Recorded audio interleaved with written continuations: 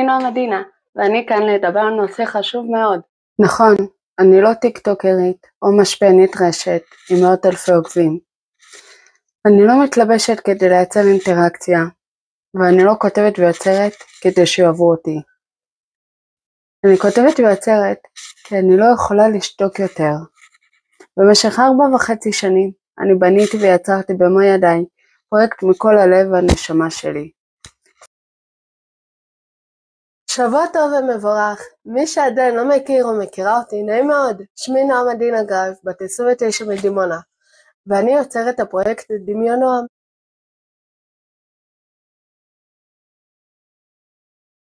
אני בעצמי עברתי חרם, הקמתי פרויקט שקוראים לו דמיון נועם, שהמטרה שלו זה באמת לעזור לאותם ילדים שעוברים או חרם או בריונות.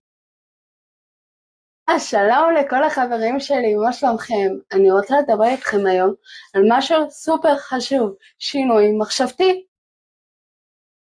אוי, די די די די די די די די.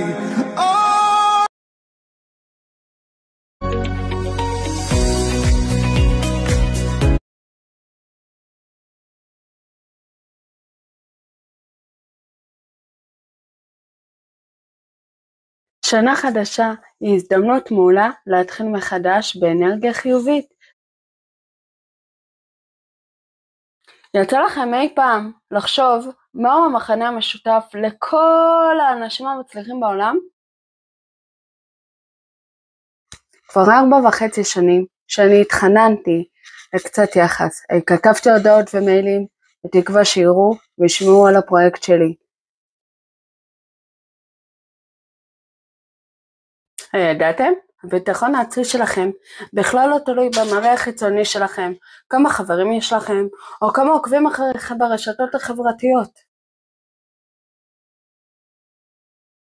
היום 1 מתוך כל 5 ילדים חווה חרם, בריונות ברשת. ואתם יודעים מה?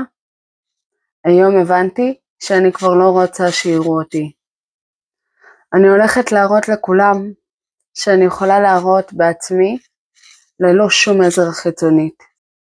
בתור מישהי שבמשך שנים ארוכות גרמו לה לשנוא כל חלק וחלק במראה החיצוני שלה, ואז לקח לה כמעט 4 שנים ללמוד כיצד לאהוב ולקבל את עצמה, אני יודעת שהגיע הזמן שלי לעזור גם לכם. כי אני לא מפורסמת, אני אמיתית. וזה בדיוק הזמן שלי להראות לכולם מי ומה אני באמת. הגיע הזמן שתכירו את מי שעומדת מאחורי פרויקט דמיון נועם.